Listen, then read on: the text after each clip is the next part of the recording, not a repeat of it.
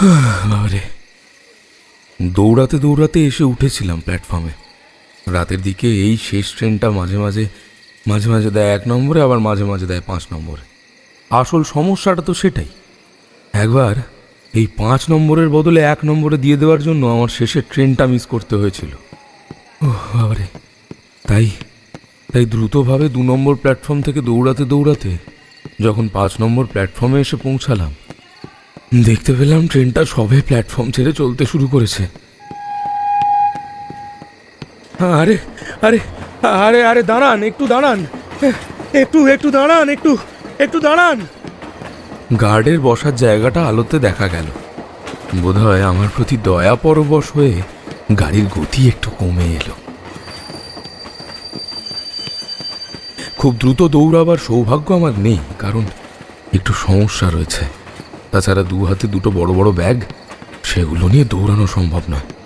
একবার হুমড়ি খেয়ে পড়লে ট্রেন তো পাবই না, অন্য কোনো বিপদ হতে পারে।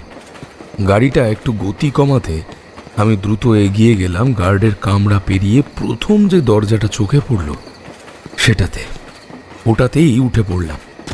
আমি কামরার উপরে পা রাখতে যেতেই কামরার আলোটা দপ করে একবার নিভে গেল। আর ঠিক তখনই দেখলাম একটা হাত বাইরে বেরিয়ে এলো আমার দিকে। ব্যাগ দুটো গাড়ির মেঝেতেই রেখেছিলাম, তার হাতটা ধরতেই একটা হ্যাঁচকা টানে সে যেন আমায় তুলে নিল গাড়ির ওপরে। ধন্যবাদ ধন্যবাদ। আসলে এতটা দেরি হয়ে গেছিল, এই ট্রেনটা না পেলে যে আমি কি করতাম। লোকটা কিন্তু আমার উত্তরের জন্য কিংবা ধন্যবাদের জন্য কোনো রকম অপেক্ষা করেনি। ভেতরে গিয়ে জানালার ধারে বসে পড়েছে। আচ্ছা, আলোটার কি হলো? এমন দপদপ করছে কেন? তবে আলো দিয়ে তো আমার কোনো লাভ নেই। এখন মিনিট 40 এইভাবে চুপ করে বসে থাকতে পারলেই হলো। 46 মিনিটের পথ, কখনো কখনো আগে ঢুকিয়ে দেয়, আবার কখনো কখনো দেরি হয়ে যায়। এই রাতের শেষ ট্রেনটার ঠিকানা কিন্তু ঠিক মতো থাকে না। আমি আর দেরি না করে 2টো ব্যাগ তাড়াতাড়ি এনে উপরে তুলে দিয়ে উল্টো দিকের জানালাটার কাছে বসলাম। ঠিক তখনই ঝমঝমিয়ে বাইরে বৃষ্টি নামল। কি অবস্থাটাই না বলুন তো। একবার যদি ট্রেনটা মিস করতাম, এমন ঝড় বৃষ্টির মধ্যে আমাকে বাইরে থাকতে হতো। কিন্তু আপনি কোথায় যাবেন? বনগাঁ। কথাটার উত্তর দিয়ে আবার চুপ করে রইল। বৃষ্টির ঝাপটা তখন ওই দিকের জানলা দিয়ে আসতে শুরু করেছে, প্ল্যাটফর্মের শেড থেকে পুরোপুরিভাবে বাইরে। মনে মনে ভাবলাম, লোকটা বোধহয় খুব বেশি কথা বলতে ভালোবাসে না, তাই অমন উত্তর দিল। থাক, আমার কি, সারাদিনের ক্লান্তি এখন কি করলো সে কি করলো এসব ভেবে লাভ নেই। বেশ খানিকটা সময় আছে, তাছাড়া গাড়ি বনগাঁ ঢোকার পর ওখান থেকে হাঁক ছেড়ে চলে যাবে। একটু চোখ বন্ধ করে নি, এটাই আমার অভ্যাস। প্রতিদিন ট্রেনে উঠে চোখ বন্ধ করে বনগাঁ পর্যন্ত পৌঁছে তারপর সেখানে নেমে সাইকেল নিয়ে চলে যাই বনগাঁ বাসস্ট্যান্ডের কাছে।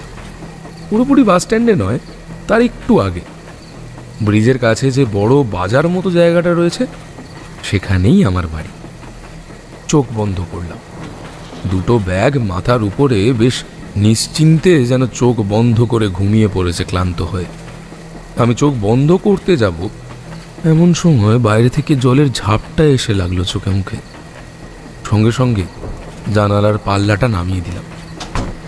দেখি অপর প্রান্তের লোকটা কিন্তু জানালার পাল্লা নামায়নি।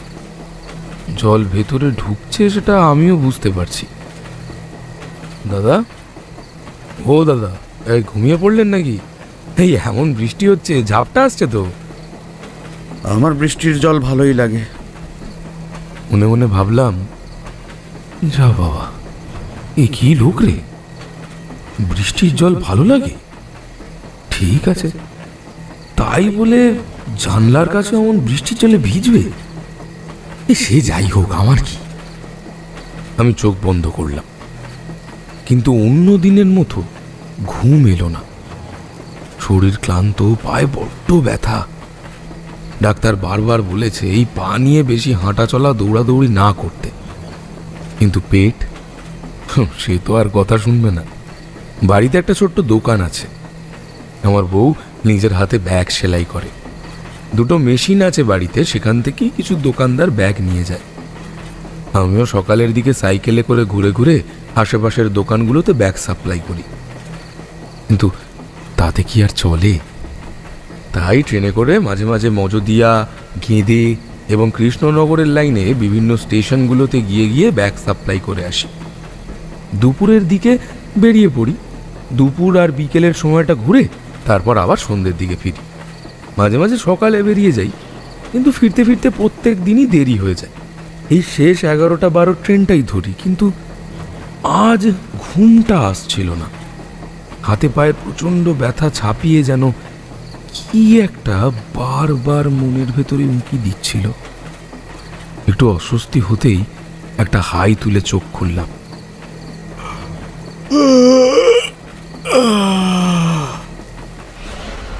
ঠিক তখনই আরেকটু হলে লাফিয়ে উঠতে যাচ্ছিলাম। আমি যে দিকটায় বসে রয়েছি, বৃষ্টির ছাঁটের জন্য মাঝামাঝিতে সরে এসেছিলাম। ওই লোকটা কখন যেন আমার উল্টো দিকে হাতখানেক দূরে সরে এসেছে জানলা থেকে। আমায় চমকে উঠতে দেখি বোধহয় কৈফিয়তে সুরে লোকটা বলল, আসলে বৃষ্টির ছাড়টা বড্ড বেশি, এলোমেলো হাওয়া দিচ্ছে, তাই জানলাটা বন্ধ করে দিয়েছি। আরে না না, ভালো করেছেন। আবহাওয়া তো ভালো নয়, ঝড় বৃষ্টিতে কখন কি হয়ে যায়। আপনি কি প্রথমবার? মানে এই পথে এই সময় আমি মাঝে মাঝেই ফিরি এই শেষের কামরায়, কিন্তু লোকজন তো খুব একটা থাকে না। হ্যাঁ, বনগাঁতে একজনের বাড়িতে যাব। আসলে বিকেলে যাওয়ার কথা ছিল, নৈহাটিতে ট্রেনের সামান্য গন্ডগোল হলো, সেখান থেকে দেরি হয়ে গেল। তারপরে রানাঘাটে এসে আগের ট্রেনটা মিস করলাম। বাধ্য হয়ে এই ট্রেনে যেতে হচ্ছে। মোবাইলে সব বলে দিয়েছি, যদিও স্টেশনে আমায় নিতে আসবে। ও, তাহলে ঠিক আছে। না হলে না একা একা অচেনা অজানা জায়গায়, বিশেষ করে এই দিকটায় রাতের বেলা যাওয়াটা ঠিক নয়। বুঝতে পারছেন তো, দিনকাল একেবারে ভালো না। ওসবে আমি ভয় পাই না।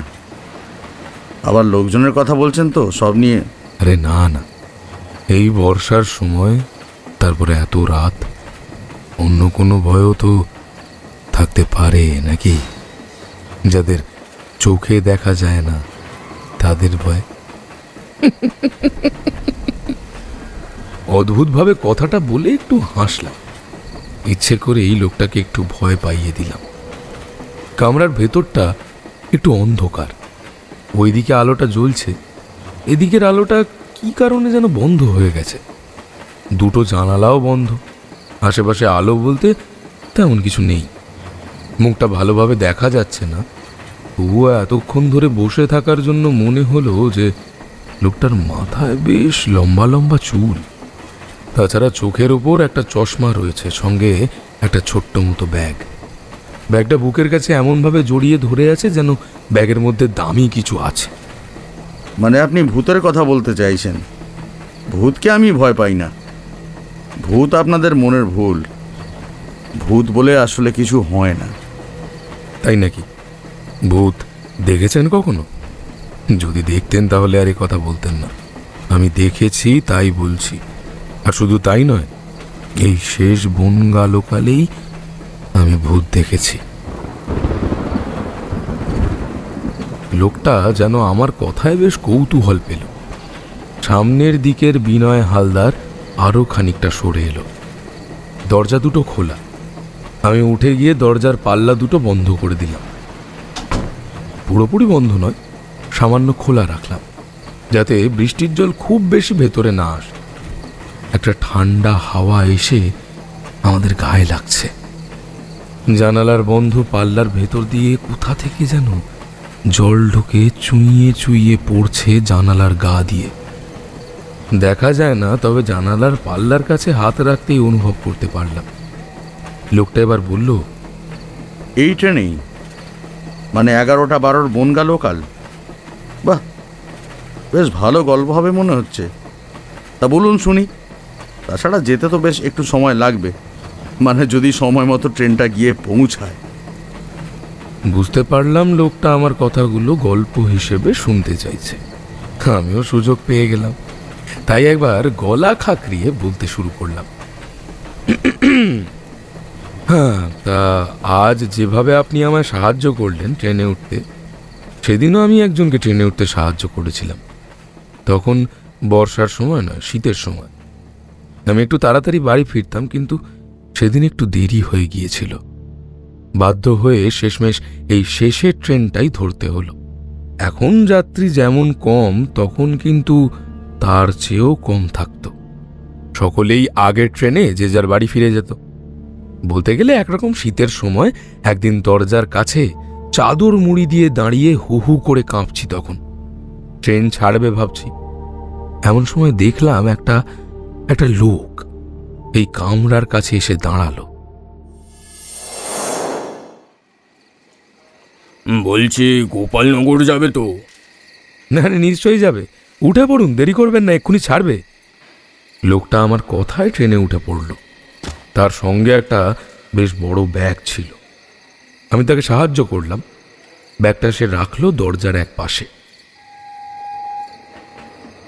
শীতের সময় তারপর ট্রেন চলতে শুরু করলে যেভাবে হু হু করে হাওয়া দেয়, তাতে দরজার কাছে কেন, দরজার সামনাসামনি কোথাও দাঁড়িয়ে থাকাও সম্ভব নয়।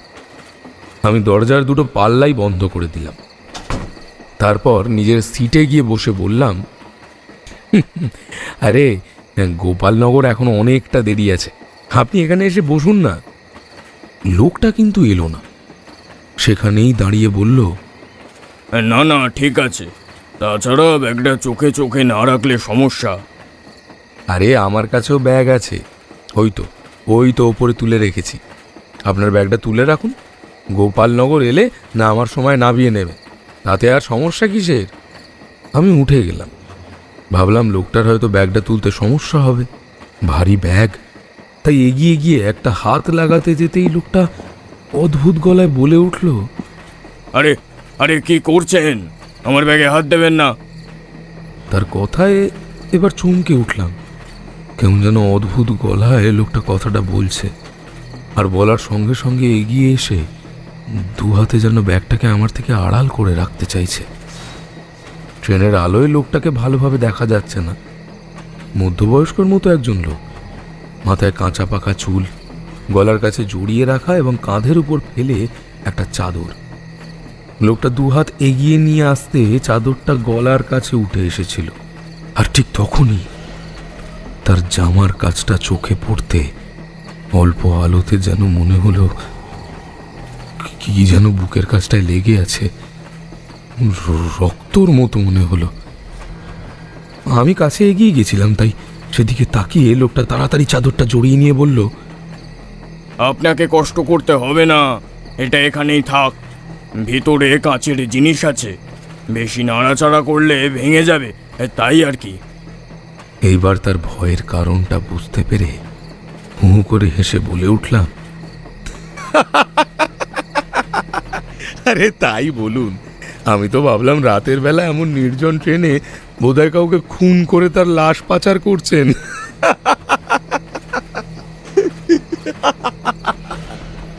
কথাটা আমি এমনিই বলেছিলাম, কিন্তু আমার মুখের কথা শুনে তার মুখটা কেমন যেন ফ্যাকাশে হয়ে গেল। কিন্তু লোকটা ব্যাপারটা মুহূর্তের মধ্যে সামলে নিল। ততক্ষণে ট্রেনও চলতে শুরু করেছে, পরে স্টেশনের কাছাকাছি চলে এসেছে। আমি উঠে গিয়ে আবার আমার সিটের কাছে বসে পড়েছি। লোকটা ব্যাগটা মাঝখান দিয়ে চলার ওই রাস্তার একপাশে রেখে আমার উল্টো দিকের সিটে এসে বসলো। তারপর বলল, এই কিছু মনে করবেন না, আসলে এই ব্যাগে বেশ কিছু কাঁচের জিনিসপত্র আছে, এগুলো বেশ দামি। আপনি বুঝতে না পেরে হঠাৎ করে টানলেন, যদি ভেঙে যেত তাই ওভাবে আপনাকে আটকেছি। আরে না না, সে ঠিক আছে, কিন্তু এত রাতে আপনি একা একা এর সময় তো চট করে কাউকে পাওয়া যায় না। লোকটা জানলার পাল্লাটা সামান্য ফাঁকা করে বাইরের দিকে তাকিয়েছিল। সেই হাওয়াতেই বোধহয় আমার কথাটা শুনতে পেল না। আমি চুপ করে বসে আছি, সে উল্টো দিকে চেয়ারে বসে আছে, এদিক ওদিক তাকিয়ে দেখছে। এমনিতে শীতকাল, তার উপর ট্রেনটা ফাঁকা, যতটা ঠান্ডা লাগার কথা ঠান্ডা কিন্তু লাগছিল না। চাদরটা জড়িয়ে বসে থাকতে বেশ বেশ ভালোই লাগলো। মনে হলো বোধহয় ঘরের কামরার ভেতরটা বন্ধ থাকার জন্য এমনটা হয়েছে, বা অন্য কোনো কারণ হতে পারে। কি মনে হতে একবার যেখানে ব্যাগটা রাখা ছিল সেই দিকে তাকালাম, আর তার সঙ্গে সঙ্গে একটা ব্যাপার আমার মনে হলো।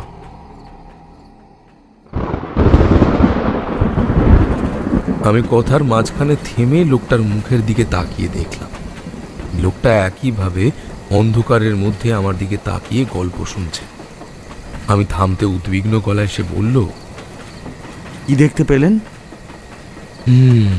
দরজার পাশে রাখা ব্যাগটার দিকে তাকাতেই মনে হলো যেন ব্যাগটার উপরে কি যেন একটা বসে আছে। আপনাকে আমি সেভাবে বলে বোঝাতে পারবো না। আসলে আমি যেখানে বসে আছি সেখান থেকে সরাসরি ব্যাগটাকে দেখা যায় না। মানে যেই দিকে আমি আর ওই লোকটা বসেছি সেই দিকে দেওয়ালের কাছেই ওই লোকটা ওই ব্যাগটাকে রেখেছে। আমাকে ব্যাগটা দেখতে হলে সামান্য ঝুঁকে গিয়ে ব্যাগটার এক পাশের একটা প্রান্ত দেখতে হবে। দেখার চেষ্টা করেছিলাম, আর তাতেই মনে হলো ব্যাগের উপর যেন কেউ বসে আছে। একটা মেয়ে, তার পায়ের খানিকটা অংশ আমি দেখতে পাচ্ছি। তার পরনে একটা লাল রঙের শাড়ি, সচরাচর যেমন শাড়ি দেখা যায় আর কি। ব্যাগের উপর সে বসে আছে বলেই তার পাটা আমি দেখতে পাচ্ছি, অথচ মেয়েটাকে দেখা যাচ্ছে না। আমি বলে উঠলাম, দাদা দাদা, আরে আপনার ব্যাগের উপর কে যেন বসে আছে। আমার কথায় লোকটা ধরফর করে নিজের সিট থেকে উঠে গেল। তারপর ব্যাগের কাছে এগিয়ে গিয়ে আগের মতোই উদ্বিগ্ন গলায় বলল,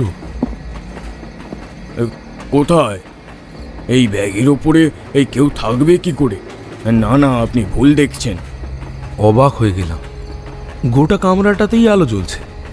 সেই আলোতে ভদ্রলোকের মুখের দিকে তাকিয়ে মনে হলো ভদ্রলোক যেন কোনো কারণে ভীষণ ভয় পেয়ে গেছে। ব্যাগের ওপর কাউকে যে আমি বসে থাকতে দেখেছিলাম সেটা আমার চোখের ভুল হতে পারে। মাঝে মাঝে এমনটা হয়ে যায়, কিন্তু তার জন্য এতটা ভয় পাওয়ার তো কিছু হয়। লোকটা তাড়াতাড়ি এগিয়ে গেল ব্যাগটার কাছে, তারপরে ভালো করে যেন ব্যাগটাকে দেওয়ালের দিকে চেপে দিল। বলল,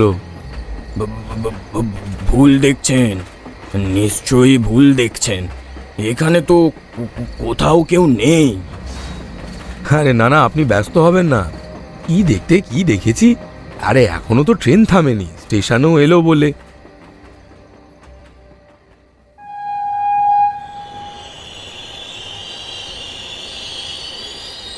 স্টেশন এসে পড়ল। এত রাতে যাত্রী নেই। সামনের দিকের জানলাটার কাছে এগিয়ে গিয়ে বাইরে তাকিয়ে দেখলাম হু হু করে ঠান্ডা বাতাস গোটা প্ল্যাটফর্ম জুড়ে যেন ইচ্ছে মতো ঘুরে বেড়াচ্ছে।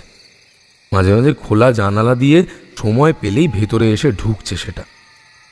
প্ল্যাটফর্মের এই প্রান্ত থেকে ও প্রান্ত খা খা করছে। দু একটা আলো যেন টিম টিম করে জ্বলছে। স্টেশনের উপর দোকানপাট যেগুলো রয়েছে তাতে লোকজন নেই। একটা কুকুর প্ল্যাটফর্মের ওপাশে দাঁড়িয়ে গাড়িটাকে দেখে চিৎকার করছে। বোধহয় তার নিশ্চিন্ত ঘুম গাড়ির শব্দে ভেঙে গেছে, আর তাই তার এমন প্রতিক্রিয়া। আমি পেছনে ঘুরে আসতে যাব, দেখলাম লোকটা ঠিক আমার পেছনে এসে দাঁড়িয়েছে। হঠাৎ করে এমনভাবে পেছনে এসে দাঁড়ানোতে আমি একটু চমকে গেছিলাম, কিন্তু ব্যাপারটা একটু সামলে নিলাম। বললাম, এই হ্যাঁ, কিছু বলবেন? আপনি কখনো ভূত দেখেছেন? দেখুন, ভূত দেখিনি সে কথা ঠিক, কিন্তু আমার জীবনে এমন অনেক কিছু ঘটেছে যেগুলো অদ্ভুত। আর আমার মুখের কথা শেষ হলো না, ঠিক তখনই পেছনের ব্যাগটার দিকে নজর চলে গেল। কারণ ব্যাগটা ততক্ষণে নড়তে শুরু করেছে। যেন মনে হলো ব্যাগের ভেতর থেকে কিছু একটা প্রাণপণে বাইরে বেরিয়ে আসার চেষ্টা করছে। লোকটা শব্দটা শুনতে পেয়ে পেছনে তাকিয়েছিল। লোকটার পেছনের দিকে টাল সামলাতে না পেরে ট্রেনের ওপর ছিটকে পড়ল। ততক্ষণে ট্রেনটা আবার চলতে শুরু করেছে। আমি বুঝতে পারলাম বুঝতে পারলাম ট্রেন চলতে শুরু করাতেই লোকটা এইভাবে পড়েছে, কিন্তু আমার তখন অবাক হওয়ার পালা। ব্যাগটা যেন নড়তে নড়তে একপাশে সরে যাচ্ছে। মালপত্র জামা কাপড় নিয়ে যাওয়ার জন্য যেমন ব্যাগ থাকে, লম্বা একটা দড়ির মতো হাতল কাঁধের কাছে ঝুলিয়ে রাখা যায়, ওই চওড়া লম্বা একটা জায়গা, তার মধ্যে অনেক অনেক জিনিসপত্র ভরা যায়, সেই ধরনের ব্যাগ। এই ব্যাগ লোকেরা ঘুরতে যাওয়ার সময় ব্যবহার করে থাকে। ভেতরে জায়গাটা বেশ বড়, কিন্তু ভেতরে নড়ছেটা কি? কথাটা বলতে বলতেই আমি লোকটার দিকে তাকালাম। অন্ধকারের মধ্যে তার চোখ দুটো যেন এখন আরো ভালোভাবে দেখা যাচ্ছে। চশমা পরে থাকার জন্য তার চোখে যেন অন্ধকারের মধ্যেও একটা রিফ্লেকশন হচ্ছে। একবার লোকটা একটু হাত দিয়ে মাথার চুল ঠিক করে দিল। এর মাঝে জানালার পাল্লাটা তুলে দিয়েছিলাম। বৃষ্টিটাও একটু কমে এসেছে। বাইরে থেকে ঠান্ডা হাওয়া এসে ভেতরে ঢুকছে। সেই অল্প আলো আধারিতে লোকটার মুখটা ভালোভাবে দেখা যাচ্ছে না। আমি বললাম, ঠিক তখনই ধক ধক করে শব্দটা হতে যেন মনে হলো ব্যাগের ভেতর থেকে কেউ একটা বাইরে বেরিয়ে আসার চেষ্টা করছে, আর তাই দু হাতে বন্ধ ব্যাগের উপরের দিকে ধাক্কা দিচ্ছে, আর তাতে এই ব্যাগটা একটু একটু করে নিজের জায়গা থেকে সরে যাচ্ছে।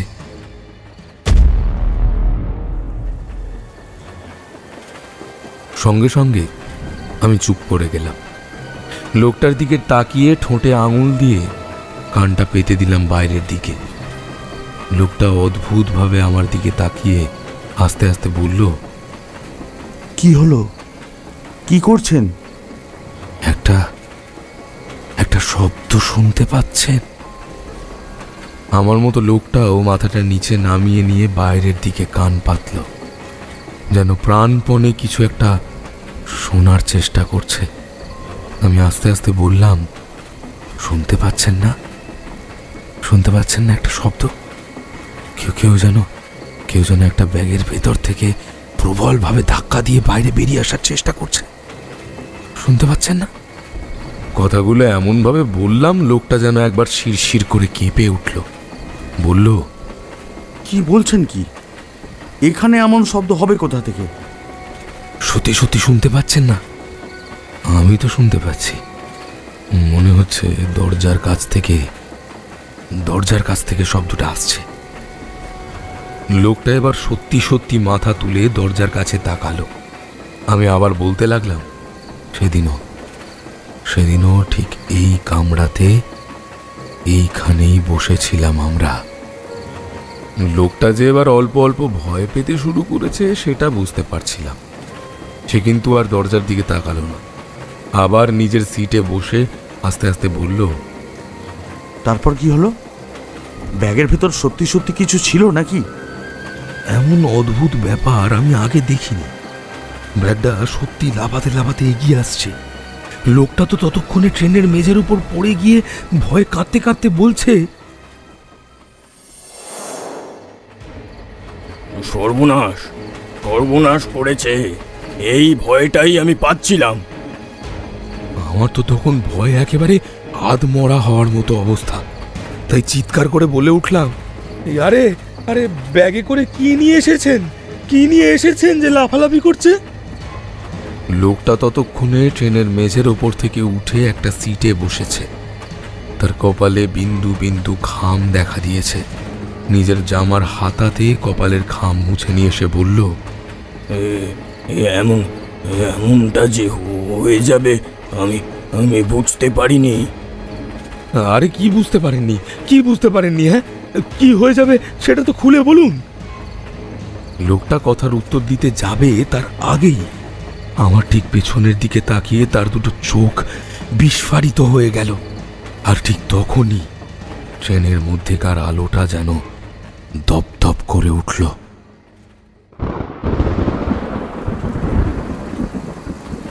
আমি কথাটা মুখে বলেছি ঠিকই, কিন্তু তখনই ট্রেনের আলোটা আবার সত্যি দপদপ করে উঠল। এতক্ষণ অন্ধকার ছিল, আমার সামনের চশমা পরা লোকটাকে অস্পষ্টভাবে দেখতেও পাচ্ছিলাম। আলোটা দপদপ করে উঠতেই তাকে এবার ভালোভাবে দেখতে পেলাম। চশমার ফাঁক দিয়ে লোকটা এক দৃষ্টিতে আমার দিকে তাকিয়ে দেখছে। তার দুই চোখের কোণে যেটা জমা রয়েছে সেটা ভয় ছাড়া অন্য কিছু নয়। বাইরে থেকে বৃষ্টির শব্দ আসছে। আবার জানালাটা লোকটা কখন যেন নামিয়ে দিয়েছে। কোন স্টেশনে ট্রেনটা এলো সেটাও ঠিক বুঝতে পারছি না। পেছনে তাকাবার কোনো ইচ্ছা নেই, কারণ গল্পের পরিবেশটা জমে উঠেছে। এমন সময় অন্যদিকে তাকানো মানে গল্পের পরিবেশটাকে নষ্ট করা। তারপর বুঝলেন, বাইরে থেকে যেই ঠান্ডা হাওয়া ফাঁক দিয়ে ঢুকে এসেছে সেটা যেন আমাদেরই ছুঁয়ে দেওয়ার চেষ্টা করছে। বললাম, আরে কি হলো? আমার দিকে এভাবে তাকিয়ে আছেন কেন? ঘরের মধ্যে দপদপ করে জ্বলতে নিতে থাকা আলোটায় লোকটার দুটো চোখ যেন আরো অদ্ভুত বলে মনে হচ্ছে। কোনো রকমে কাঁপা কাঁপা হাত তুলে আমার পেছনের দিকে দেখিয়ে বলে উঠল, ওখানে ওখানে ওটা কি কি কি? লোকটার কথা মতো আমিও পেছনের দিকে তাকালাম, আর সঙ্গে সঙ্গে আমার গোটা শরীর দিয়ে যেন একটা বরফের স্রোত বয়ে গেল। একটু আগে যেইখানে সেই ব্যাগটা রাখা ছিল সে ব্যাগটা এখন খোলা, আর ঠিক সেই ব্যাগের পাশে যেন যেন কি একটা এসে দাঁড়িয়েছে। তার মাথাটা উল্টো দিকে ঘোরানো, মাথার চুল লম্বা, লাল রঙের কাপড় ওপরে এসে পড়েছে। তাই একটু আগে ব্যাগের দিকে তাকাতে যে লাল রঙের কাপড় পরা একটা মেয়ের পা দেখছিলাম, এইটা কি সেই মেয়েটা?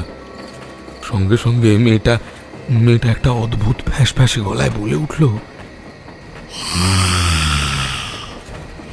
কি ভেবেছিলি আমায় এভাবে নিয়ে চলে যাবে? আর কেউ কিচ্ছু জানতে পারবে না, তাই না? মেয়েটা কিন্তু আমাদের দিকে তাকিয়ে নেই, সে সামনের দিকে তাকিয়ে আছে। আলোটা তখনও দপ দপ করে জ্বলছে। আমার পেছনে লোকটার মুখ থেকে যেটা বেরিয়ে আসছিল সেটা আর্তনাদ, চিৎকার, কান্না, সব কিছুর একটা মিলিত শব্দ।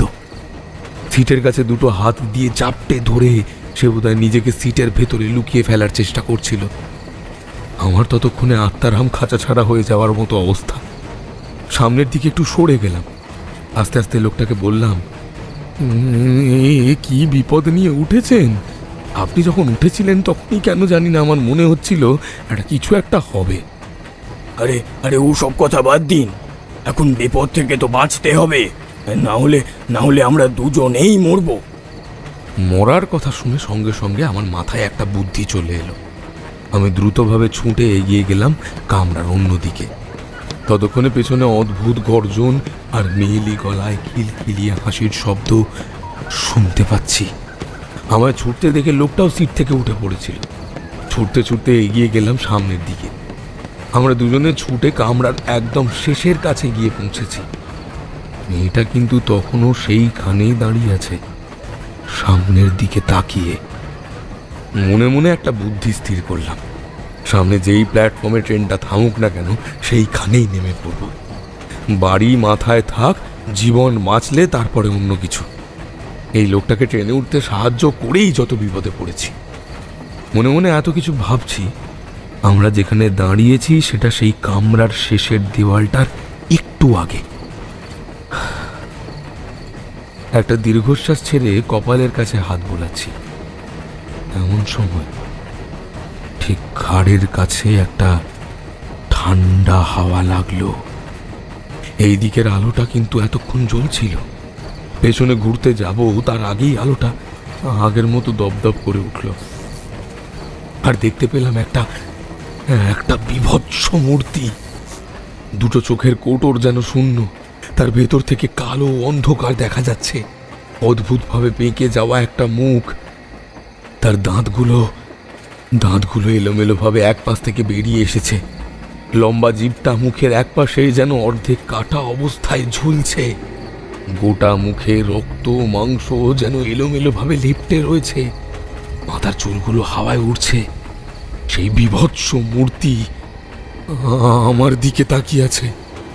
আমি সঙ্গে সঙ্গে ছিটকে গেছি পেছনের দিকে, দৌড়ে সামনের দিকে এগিয়ে গেলাম। কামরার তৃতীয় দরজাটার কাছে গিয়ে দাঁড়িয়ে দরজাটাকে প্রাণপণে খোলার চেষ্টা করছি। কখন যেন কামরার সমস্ত দরজা জানলা সব কিছু বন্ধ হয়ে গেছে। মনে হচ্ছে যেন ট্রেন দ্রুত গতিতে ছুটে চলেছে। এই ট্রেন বনগা কেন, বনগা পেরিয়ে যত দূরেই চলে যাক না কেন, থামবে না। চিৎকার করে উঠলাম, কেউ আছো, কেউ আছো, বাঁচাও, বাঁচাও আমাদের, কেউ আছো। ঠিক তখনই দেখতে পেলাম লোকটা মেঝের উপর কখন যেন উল্টে পড়েছে। দুহাত পায়ে ভর করে মেঝেতে হামাগুড়ি দিয়ে সে আমার দিকে এগিয়ে আসার চেষ্টা করছে, আর হাতটা তুলে বলছে, বাঁচান, বাঁচান আমায়, বাঁচান, বাঁচান আমায়। ঠিক তার পেছনে সেই বীভৎস মূর্তিটা এক পা করে এগিয়ে আসছে তার দিকে। আর একটু এগিয়ে এলে সে ধরে ফেলতে পারবে লোকটাকে। তারপরে যে কি হবে সেটা ভেবে আমার গোটা শরীরের লোমগুলো যেন খাড়া হয়ে উঠল। আমি তার দিকে এগিয়ে গিয়েছি, দেওয়ালের কাছে পিঠ রেখে ভয় ঠক ঠক করে কাঁপছি। কতবার কতবার বলেছিলাম আমাকে মারিস না, আমার কথা শুনলে না তো, শুনলে না আমার কথা? আমার কোনো দোষ ছিল না। আমি তো কিছু করিনি। যা করার ওরা করেছে।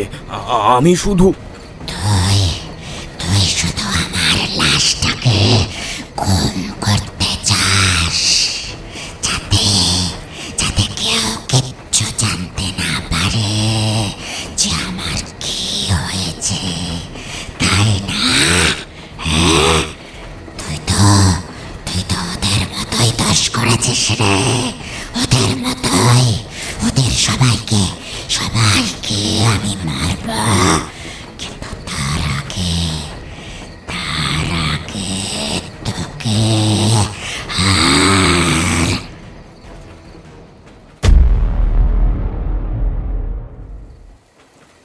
চশমার ফাঁক দিয়ে লোকটার চোখের দৃষ্টি যে আরো উজ্জ্বল হয়েছে তা একটু আগেই বুঝতে পেরেছিলাম। আমি চুপ করতেই সে কৌতূহল মেশানো গলায় বলে উঠল, আর কি? আর কি? সে যখন আমার দিকে তাকিয়েছে তখনই মনে হলো আমার প্রাণবায়ুটা একটু একটু করে গলার কাছে এসে ঠেকেছে। আর একটু ভয় পেলে নিজে থেকেই বেরিয়ে আসবে, তাকে আর কিছু করতে হবে না। আমি হাত জোর করে তার কাছে প্রাণ ভিক্ষা চাইব কিনা ভাবতেই এমন সময় বাইরে থেকে কথাবার্তা শোনা গেল। বুঝতে পারলাম ট্রেনটা এসে থেমেছে কোনো প্ল্যাটফর্মে। তাড়াতাড়ি তাড়াতাড়ি দরজার উপর ধাক্কা দিলাম। বাঁচান, বাঁচান, কে কোথায় আছেন, কে কোথায় আছেন, বাঁচান, আরে দরজাটা খুলুন, দরজাটা খুলুন, বাঁচান। বাইরে থেকে ভাঙা ভাঙা বাংলায় কে যেন বলে উঠল, আরে কি হয়েছে, চেল্লামেল্লি করছেন কেন? রাত বিরেতে যত সমস্যা। আরে দরজাটা কি করে আটকালেন? আমি দরজা ধরে ঝাঁকাচ্ছি আর বলছি, আরে আরে বিশ্বাস করুন, বিশ্বাস করুন, আমি আটকাইনি। এই কামরার ভিতরে যাওয়া হয়ে চলেছে, তাতে এক ঝটকায় দরজাটা খুলে গেল। দেখি দরজার কাছে দাঁড়িয়ে আছে একটা লোক, পরনে লুঙ্গি, গলায় একটা গামছা। দেখে মনে হলো হিন্দুস্তানি। তার পাশে একটা লম্বা মতো লোক, বোধহয় নেশা ভান করতে করতে স্টেশনের দিকে এসেছিল। স্টেশনটা পুরো ফাঁকা। আমায় ওভাবে উদ্ভ্রান্তের মতো দেখে তাদের মধ্যে থেকে লম্বা মতো লোকটা বলে উঠল, আরে কি হয়েছে দাদা, এত চেঁচাচ্ছেন কেন? কামরাতে তো কোথাও কিছু নেই। আপনাকে তো দেখে মনে হচ্ছে আপনি বেশ ভয় পেয়েছেন। আরে রাত বিরেতে ট্রেন, বুঝতে পারছিস না? আরে দাদা আপনি চিন্তা করবেন না, আমরা যাব, চলুন।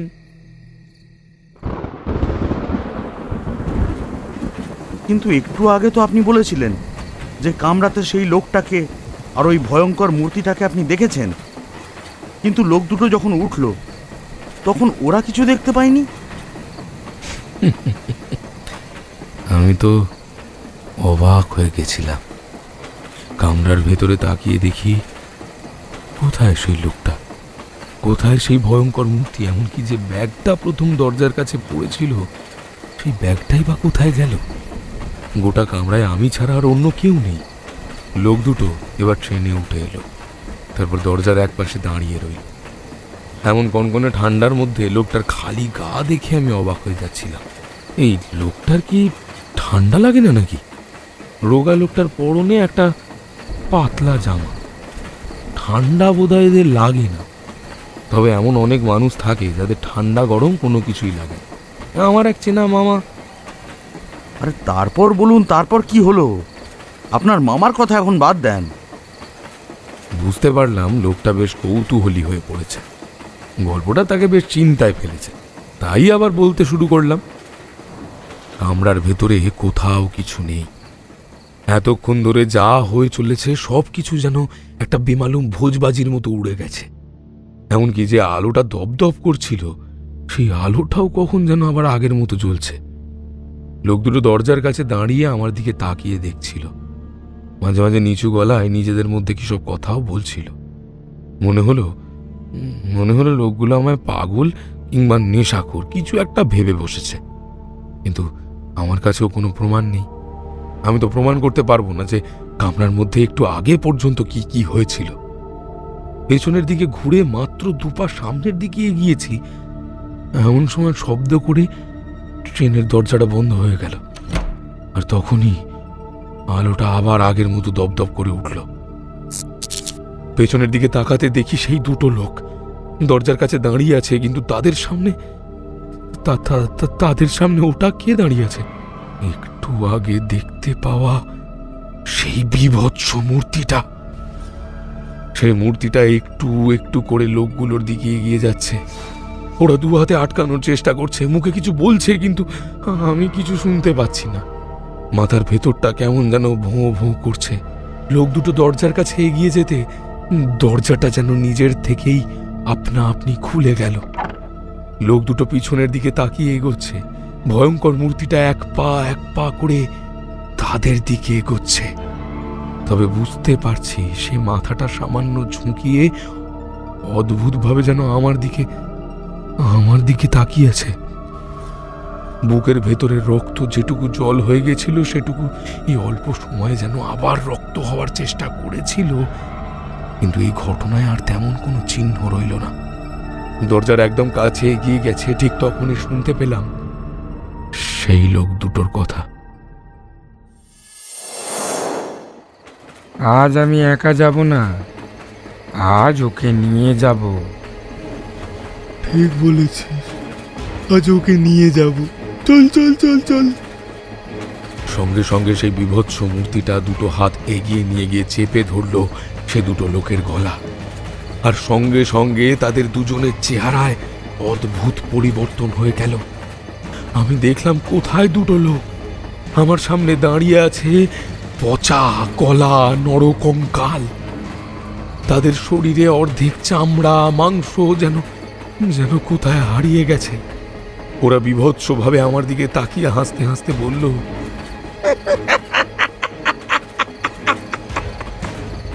এই কামরায় উঠে বড় ভুল করে ফেলেছিস আজকে। তারপরে সেই বীভৎস মূর্তিটা তাদের একটা ধাক্কা দিল। অবাক হয়ে তাকিয়ে দেখলাম ট্রেন দ্রুত গতিতে চলছে, আর সেই দ্রুত গতির ট্রেনের মধ্যে দরজার মাঝখানে লম্বা রডের দুদিকে দুটো হাত দিয়ে সেই ভয়ঙ্কর মূর্তিটা দুটো নরকঙ্কাল শরীরকে শূন্যে ভাসিয়ে রেখেছে। ঠিক তারপরে এই কিসের সাথে একটা প্রবল ধাক্কা খেল ওরা, আর তাতেই ছিটকে গেল কোথায় যেন। তাতে করে মনে হলো ভয়ঙ্কর মূর্তিটা টাল সামলাতে না পেরে ট্রেনের দরজার পাশের দেওয়ালে এসে প্রচণ্ডভাবে ধাক্কা খেয়েছে। কিন্তু তখনই হঠাৎ করে পেছন থেকে সেই লোকটার গলার আওয়াজ আবার শুনতে পেলাম। আপনি কোথায় চলে গিয়েছিলেন আমি এই বিপদের মধ্যে রেখে? সঙ্গে সঙ্গে তাকিয়ে দেখি দ্বিতীয় দরজাটার কাছে মাঝামাঝি জায়গায় সিটের এক পাশে কোনো রকমে লুকিয়ে বসে রয়েছে সেই লোকটা। আমি তাকে দেখতে পেয়ে গর্জে উঠে বললাম, আপনার জন্যই সবকিছু হচ্ছে। আপনি ট্রেনে ওঠার পরে সঙ্গে সঙ্গে সেই বীভৎস মূর্তিটা আমার দিকে ঘুরে তাকালো। তারপরে একটু একটু করে আমার দিকে এগিয়ে আসতে যেতে পিছন থেকে সেই লোকটা একবার মাথা বাড়িয়েছিল। আর ঠিক তখনই বীভৎস একটা ব্যাপার ঘটে গেল। সেই মূর্তিটা একটা হ্যাঁচকা টানে লোকটার চুলের মুঠিটা টেনে ধরলো, তারপর তাকে একটা হাত দিয়ে টেনে শূন্যে ভাসিয়ে দিল ট্রেনের বাইরের দিকে। বাইরে বোধহয় কোনো গাছ কিংবা ভারী কিছুর মধ্যে ছিটকে গিয়ে লাগতেই একটা চিৎকার করে উঠল লোকটা। সঙ্গে সঙ্গে ট্রেনের ভেতরটা অন্ধকার হয়ে গেল।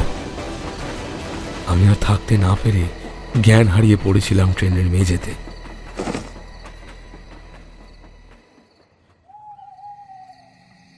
কতক্ষণ পরে জ্ঞান ফিরেছিল মনে নেই।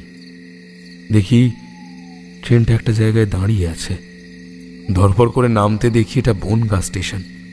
চারপাশে অল্প অল্প আলো রয়েছে। শীতের সময় কুয়াশা চারপাশে ছড়িয়ে পড়েছে। কুয়াশা ভেদ করে সামনের দিকে দুহাত দূরে কোনো কিছুই দেখা যায় না। কোনো রকমে বাইরের দিকে বেরিয়ে ট্রেনের কামরা থেকে নেমেছি। কি মনে হতে কামরার দিকে তাকাতে দেখতে পেলাম সেই ভয়ঙ্কর মূর্তি কামরার কাছেই দাঁড়িয়ে আছে। তারপর আর পিছন ফিরে তাকায়নি।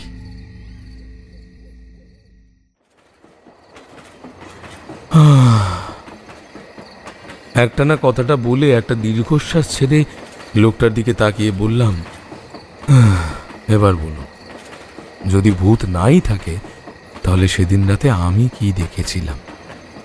আমার তো মনে হয় ওই লোকটা, ওই বীভৎস মহিলা, এমনকি যে দুটো লোক ওই ট্রেনে উঠেছিল সবাই ছিল ভূত। নেহাত কপাল জোড়ে সেদিন রাতে আমি বেঁচে গিয়েছিলাম।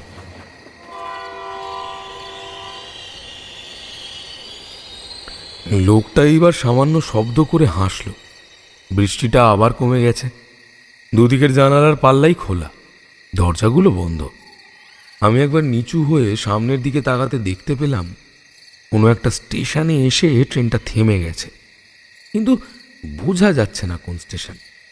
হাত ঘড়িটার দিকে একবার তাকিয়ে দেখলাম, খুব বেশি সময় কাটেনি, অথচ মনে হচ্ছিল যেন প্রায় ঘন্টা খানেক কেটে গেছে। মাত্র 25 মিনিট কেটেছে, এখনো মিনিট 20 বাকি। লোকটা বলল, একটা অদ্ভুত ঘটনা আমারও জানা আছে। সেটাও এমন একটা ট্রেনের ঘটনা, তবে সত্যি কিনা তা আমি জানি না। আপনি যখন একটা ঘটনা বললেন, তাহলে আমারও একটা ঘটনা বলা দরকার। ভেবেছিলাম লোকটা আমার গল্প শুনে ভয় পেয়েছে, কিন্তু লোকটা ভয় পেয়েছে কিনা বোঝা গেল না। অথচ গল্পের সময় তার চোখের ভয় আমি দেখতে পেয়েছি। শান্ত গলাতে সে এবার বলতে শুরু করলো তার গল্প। আজ থেকে প্রায় 4 বছর আগের কথা। তখন ট্রেনে হকারি করতাম। আসলে প্রথম দিকে একটা কারখানায় কাজ করেছিলাম কয়েক বছর, কিন্তু ঠিক ভালো লাগলো না। মেশিনের মতো কাজ করতে হয়, তারপর মাইনে যা পাওয়া যায় তা যথেষ্ট নয়। তার উপর নিত্যদিন এটা ওটা সমস্যা লেগেই আছে। আর কোভিডের সময় গোটা দুনিয়া যে সমস্যার মধ্যে পড়েছিল, আমিও সেই সমস্যার মধ্যে পড়েছিলাম। আমি যে সময়ের কথা বলছি সেটা কোভিডেরই সময়ের কথা। কোভিডের কারণে একদিন কারখানা বন্ধ হয়ে গেল। তবে কোভিড না হলেও কারখানা এমনিতেও বন্ধ হওয়ার মুখে ছিল। কোভিড এসে যেন তাদের কাজটা সহজ করে দিল। তখন সব কিছুই বন্ধ, রোজগারের কোনো উপায় নেই। যাদের জমানো টাকা আছে তারা বাড়িতে বসে বেশ ফুর্তি করেই সময় কাটাচ্ছে। কিন্তু সমস্যা হলো আমাদের মতো দিন আনা দিন খাওয়া লোকেদের। ট্রেনেরই এক হকার আমার বাড়ির পাশেই থাকতো। সে চানাচুরে এইসব ফেরি করে বেড়াতো। তা প্রথম সেও কিছুদিন ঘরেই রইল। তারপরে আর ঘরে থাকতে পারল না। পুলিশের লাঠি পেরিয়ে ট্রেনে তল্লাশি এড়িয়ে মাঝে মধ্যেই ট্রেনে বেরিয়ে পড়ত। যখনের কথা বলছি তখন করোনার জন্য চাপাচাপি অল্প অল্প কমতে শুরু করেছে। ট্রেন চলছে, তবে ওই নামমাত্র, দূরত্ব বজায় রেখে। তখনই একদিন মনে করলাম কিছুদিন না হয় ফেরি করেই কাটাই। আমাদের এলাকাতেই একটা ধূপকাঠির কারখানা ছিল। সেখান থেকে ধূপকাঠি তুলে নিয়ে ট্রেনে ট্রেনে ফেরি করতে লাগলাম। বিক্রি বাট্টা যে খুব ভালো হতো তা নয়, আবার হ্যাঁ খুব খারাপও হতো না। সকাল থেকে একদম সন্ধে পর্যন্ত লেগে থাকতে পারলে যা আয় হতো তা কারখানার মাইনের থেকে বেশিই ছিল। ক্রমে ক্রমে ব্যাপারটা কেমন যেন অভ্যেস হয়ে গেল। অনেক ভোরে বেরিয়ে পড়তাম আর ফিরতাম অনেক রাত করে। এই নিয়ে বাড়িতে মাঝে মাঝে সমস্যা হতো, কিন্তু সব কিছু তো টাকা, তাই না?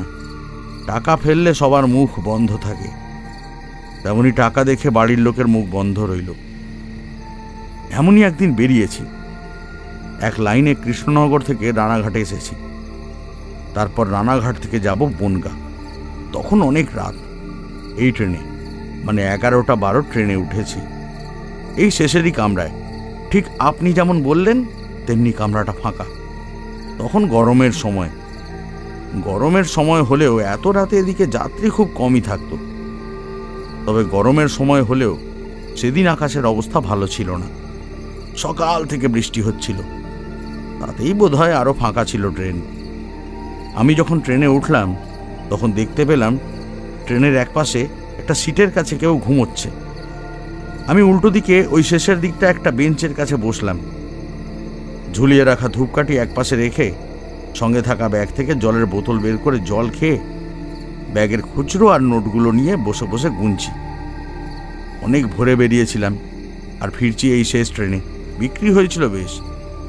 শুধু ট্রেন নয়, বিভিন্ন স্টেশনে নেমে কাছাকাছি বাজারগুলোতে ঘুরে ঘুরে ধূপকাঠি বিক্রি করতাম তখন। লোকটা কথা বলে চলেছে, হঠাৎ মনে হলো লোকটা বনগাঁতে কার একটা বাড়িতে যাবে বলেছিল না? তাহলে আবার এখন বলছে বাড়ি ফিরছিল, কিন্তু সে প্রশ্ন আর করলাম না। এক মনে খুচরো পয়সাগুলো গুনে আবার ব্যাগে ভরে ফেলেছি। নোটগুলো গুনতে গুনতে হিসেব করে চলেছি মনে মনে। আগের দিনের টাকাটা ব্যাগেই রাখা ছিল। দুদিন মিলিয়ে ধূপকাঠি বিক্রি এবং পাওনা টাকা সমস্ত কিছু মিলিয়ে দেখলাম তা প্রায় 1,500 টাকা মতো আমার কাছে রয়েছে। মনে মনে বেশ খুশি হলাম। এখান থেকে কিছু টাকার মাল তুলতে হবে। বউয়ের জুতোটা অনেকদিন হলো ছিঁড়ে গেছে। এই অবস্থায় চটি জুতো এইসব দিকে খেয়াল থাকে না। একটা জুতো কিনে দিতে হবে তাকে, কম দামের জুতো হলেই হয়। কি মনে হতে আমার জুতোর দিকে তাকালাম। একটা সেফটি পিন দিয়ে ফিতেটা সামনের দিকে লাগানো আছে। মনে মনে হেসে বললাম,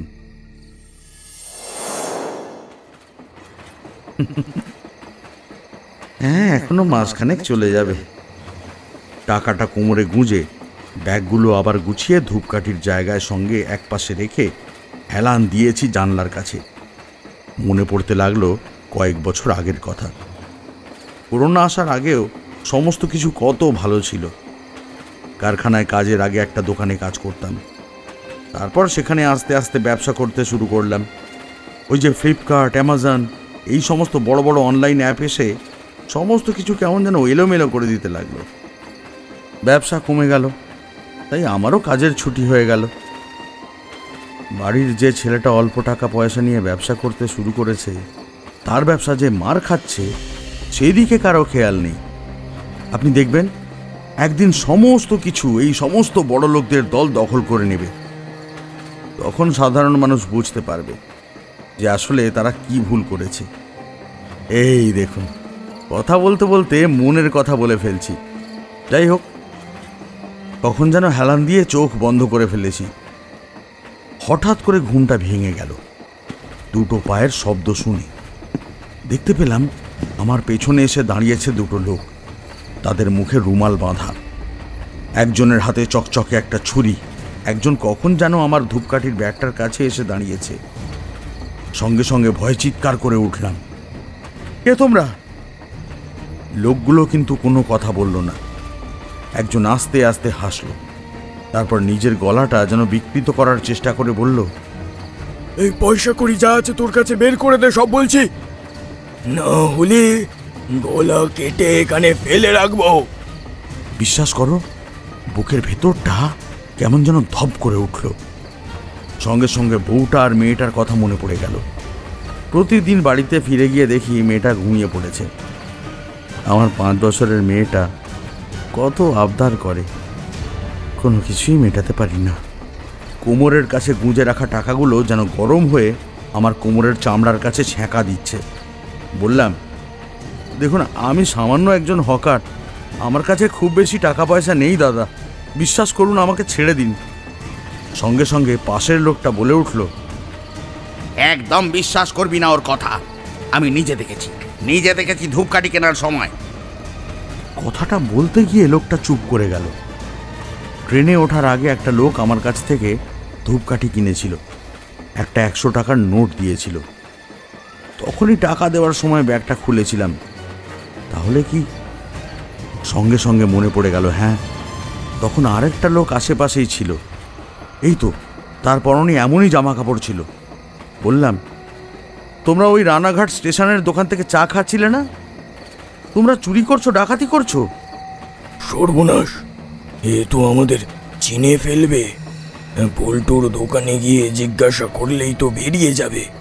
মালটাকে ছাড়া যাবে না, ওর কাছে যা আছে সব নে। বাঁচাও, বাঁচাও, কে কোথায় আছো, বাঁচাও!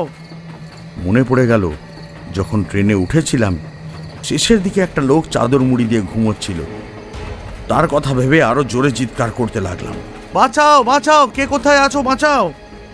আমার সঙ্গে পাল্লা দিয়ে হু হু করে হাওয়া ছিটকে এসে ঢুকতে লাগলো ভেতরে। লোক দুটো ততক্ষণে আমার কাছে এসে পড়েছে। একজন ধূপকাঠির প্যাকেটগুলো যে ব্যাগের মধ্যে ছিল সেটা টেনে নেবার চেষ্টা করতে লাগলো, আর অন্যজন গলার কাছে ছুরি ধরে রেখে আমার পকেটে আর কোমরের কাছে হাত দিল। কোমরের কাছে হাত যেতেই আমি দু হাতে তাকে ধাক্কা দিলাম। লোকটা পড়ে গেল বটে, কিন্তু সঙ্গে সঙ্গে ছুটে এলো ছুরিটা তুলে নিয়ে। আর একটু হলেই ছুরিটা আমার কাঁধের বাঁ পাশে এসে লাগতো। আমি নিচু হতেই ছুরিটা গিয়ে লাগলো সিটের কাছে। ততক্ষণে ধূপকাঠির ব্যাগ ওদের হাতে চলে গেছে।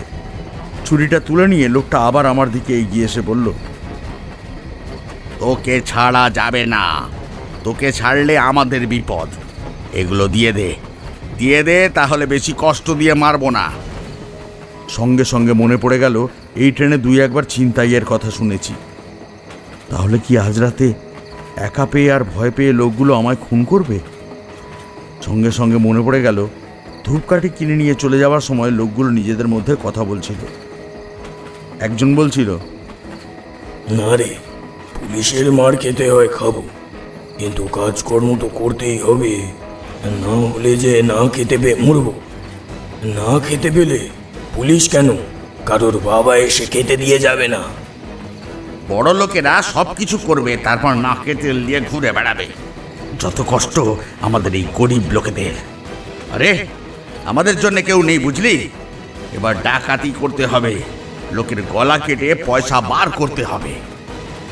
কথাগুলো তখন লোকগুলো হাসতে হাসতে বলছিল, কিন্তু বোধহয় আমার ব্যাগের টাকাগুলো দেখে ওদের মতিভ্রম হয়েছে। আমি দুটো হাত জোর করে কাঁদতে কাঁদতে বললাম, আমায় ছেড়ে দাও দাদা, বাড়িতে আমার বউ আর আমার মেয়েটা আমার জন্য অপেক্ষা করে আছে। আমি দেরি না করে অদ্ভুত কায়দায় কোমরের কাছ থেকে টাকার ব্যাগটা বাইরে বের করলাম। ওদের দিকে এগিয়ে দিতেই দেখলাম লোভে ওদের চোখ চকচক করে উঠল। কিন্তু একজন ছোবল মেরে টাকাটা তুলে নিল, তারপরে একরকম দেখে নিয়ে পকেটে ঢুকিয়ে রাখলো। টাকা যখন পেয়ে গেছি তাহলে ছেড়ে দি, এই কি বলিস? চল।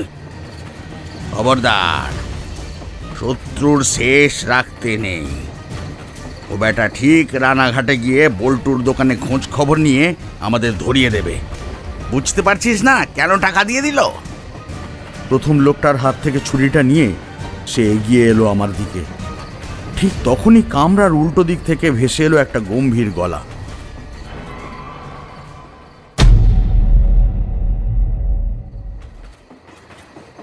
চশমা পরা লোকটা এতক্ষণ ধরে একটানা কথাগুলো বলে চলেছে, একবারও চুপ করেনি।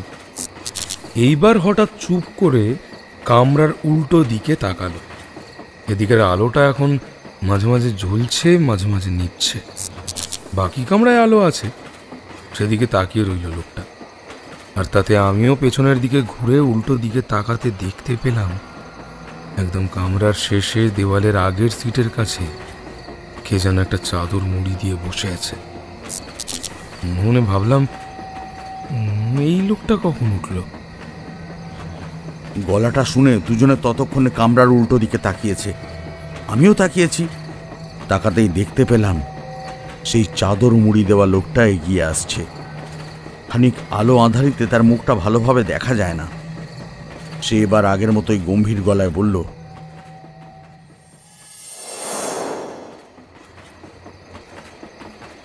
ওদের ছেড়ে দে, ছেড়ে দে বলছি। এ কি কপাল আমাদের! ভেবেছিলাম একটা খুন করব, এবার দেখছি দুটো খুন করতে হবে। এই যা, তুই ওটাকে দেখ, আমি এটাকে দেখছি। কার মুখ দেখে যে উঠেছিলাম। দ্বিতীয় লোকটা তার কোমর থেকে আরেকটা ছুরি বের করলো, তারপর এগিয়ে গেল সামনের লোকটার দিকে। লোকটা আবার গম্ভীর গলায় বলল, এখনো সাবধান করছি, চলে যা এখান থেকে। সঙ্গে সঙ্গে দ্বিতীয় লোকটা হাসতে হাসতে ছুরি নিয়ে এগিয়ে গেল তার দিকে, আর ছুরিটা সোজা চালিয়ে দিল তার বুক লক্ষ্য করে। আমি ভয়ে কেঁপে উঠে দুহাতে চোখ ঢাকলাম, আর তারপরে শুনতে পেলাম যে ছুরি নিয়ে তার দিকে এগিয়ে গেছিল তার চিৎকার। চোখ খুলতে দেখতে পেলাম আমার সামনে দাঁড়িয়ে থাকা লোকটার হাত থেকে তখন ছুরি পড়ে গেছে। সে থরথর করে কাঁপছে, তার হাত থেকে টাকার নোটগুলো মেঝের উপর ছড়িয়ে পড়েছে। এত ভয়ের মধ্যেও আমি মেঝের উপর লুটিয়ে পড়ে আগে টাকাগুলো তোলার চেষ্টা করতে লাগলাম। হাওয়ায় দু একটা নোট ছিটকে গেল এদিক ওদিক। ততক্ষণে সেই লোকটা কাঁপতে কাঁপতে একপাশে সরে গেছে। কি মনে হতে আমি সামনের দিকে তাকিয়ে যেটা দেখতে পেলাম, তাতে মনে হলো ঝপ করে একটা অন্ধকার নেমে এসেছে আমার চারপাশে, আর কেউ একটা প্রবল বিদ্যুতের ঝাপটা দিয়ে আমায় মেরে ফেলে দিয়েছে অনেক দূরে। চাদর মুড়ি দিয়ে থাকা যে লোকটা এগিয়ে এসেছিল, সেই লোকটা চাদরটা খুলে ফেলেছে। ততক্ষণে তার একটা হাত দিয়ে তার দিকে এগিয়ে যাওয়া লোকটার গলা চেপে ধরে তাকে মেঝে থেকে শূন্যে তুলে ফেলেছে। কিন্তু তার ওই বীভৎস মুখটা দেখে আমি অবাক হয়ে গেলাম। অদ্ভুত কালো কুচকুচে তার দুটো চোখ, যেন কালো রঙের একটা অদ্ভুত উজ্জ্বল কিছু তার চোখের ভেতরে রয়েছে। অদ্ভুত একটা জিভ বেরিয়ে এসেছে তার মুখের ভেতর থেকে, আর সেই জিভটা ততক্ষণ ওই লোকটার সারা গায়ে যেন সাপের মতো কিলবিল করতে শুরু করেছে, তাই চিৎকার করার ক্ষমতা নেই। তার মুখটা এক হাতে চেপে ধরে তাকে শূন্যে তুলে ফেলেছে লোকটা। প্রথম লোকটা ভয়ে ভয়ে চিৎকার করে বলল, এই কে কে কে কে কে তুই? ছেড়ে দে, ছেড়ে দে বলছি, ছেড়ে দে। লোকটা আবার কথা বলল, তবে এইবার তার কথা আর আগের মতো নয়। অদ্ভুত একটা গলায় সে বলল, কতবার বারণ করেছিলাম, আমার কথা মনে পড়ছে? দেখতে দেখতে আমার চোখের সামনে সেই বিভৎস মূর্তিটা মুহূর্তের জন্য যেন বদলে গেল। মানুষটার উচ্চতা খুব বেশি নয়, গায়ের রং ফর্সা, এখন খালি গা, এমনকি লজ্জা নিবারণের অংশটুকু অল্প থাকলেও মাথার সামনের দিকে সামান্য ফাঁকা, চোখের দৃষ্টি শান্ত। তাকে দেখেই আমার সামনে দাঁড়িয়ে থাকা লোকটা চিৎকার করে বলে উঠল, না না, এটা হতে পারে না, না। তোকে তোকে তো সেদিন আমরা রেল লাইনে ফেলে মাথায় বাড়ি মেরে রেল লাইনের উপর ফেলে দিয়েছিলি। আমার উপর দিয়ে ট্রেন চলে গিয়েছিল, লোকে ভেবেছিল আমি ট্রেনে কাটা পড়েছি, কিন্তু কেউ জানতে পারেনি এই কাজ তোরা করেছিস। ততক্ষণে সেই লোকটার হাতে বন্দি থাকা লোকটা ছটফট করতে শুরু করেছে। এবার সে তাকে এক হাতে তুলে ট্রেনের মেঝের মধ্যে একটা আছাড় মারল। মাথার খুলি ফেটে যাওয়া একটা ফটাস করে শব্দ হলো, তার সঙ্গে সঙ্গে রক্ত ছড়িয়ে পড়ল চারপাশে। আমি ভয়ে ততক্ষণে সিটের তলায় লুকিয়ে পড়েছি। কোনো রকমে মাথাটা বার করে বাইরের দিকে দেখার চেষ্টা করছি। আমার সামনের লোকটাও ভয়ে কাঁপতে কাঁপতে ট্রেনের দরজার পাশে হেলান দিয়ে বসে পড়েছে। সে বারবার দরজার দিকে তাকাচ্ছে, মনে হচ্ছে ট্রেনটা একটু গতি কমালে সে ঝাঁপিয়ে পড়বে বাইরে। আবার আজ একজনকে মারতে এসেছিলি, তাই না? তোদের জন্য কত লোক কত কিছু হারিয়েছে জানিস? কত লোকের কত টাকা পয়সা তোরা চুরি করেছিস, কত লোককে সর্বশ্রান্ত করেছিস, আর আমাকে তো খুন করেছিস। আজ যেমন খুন করতে গেছিলি। আমার আমার আমার ভুল হয়ে গেছে, আমায় ছেড়ে দাও। আর আর কখনো আমি এমন কোনো কাজ করব না। ওর ওর সব টাকা ফেরত দিয়ে দিয়েছি। আর আর কখনো এমন করব না। বিশ্বাস করো বাধ্য হয়ে আমি।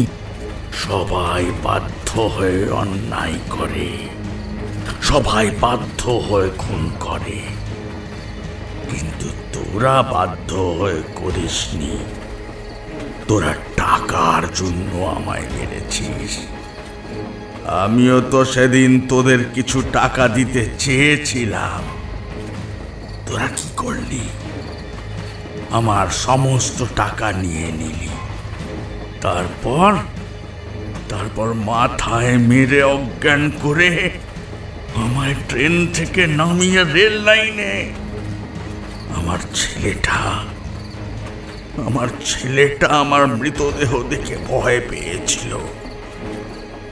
আমার বউ কি করবে বুঝতে না পেরে গলায় দড়ি দিয়ে আত্মহত্যা করেছে। আমার ছেলেটা পাগল হয়ে রাস্তা পার হতে গিয়ে গাড়ির ধাক্কায় মারা গেছে। তোদের জন্য আমার গোটা পরিবার নষ্ট হয়ে গেল।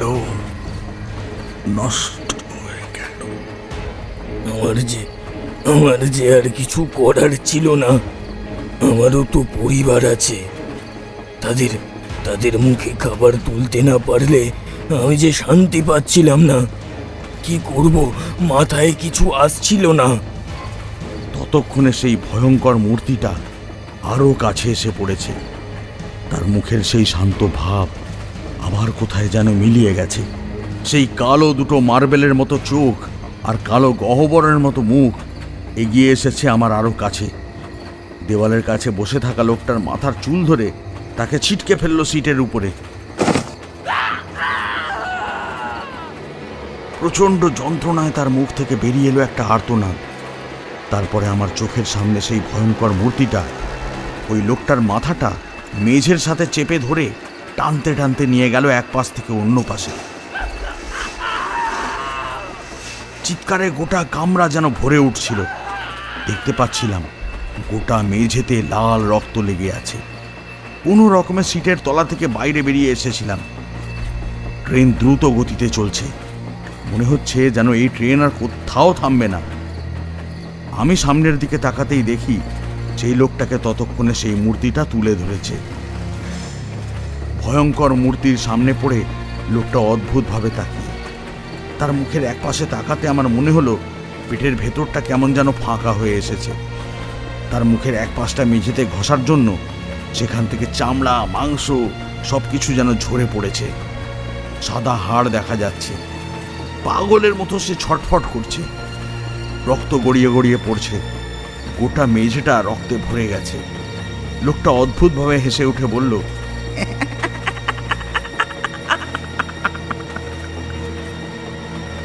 আমার কথা সেদিন তোরা শুনিসনি, আজ আমি তোর কথা শুনব না। বলেছিলাম না, যদি আমি ফিরে আসি তাহলে তোদের ছাড়ব না।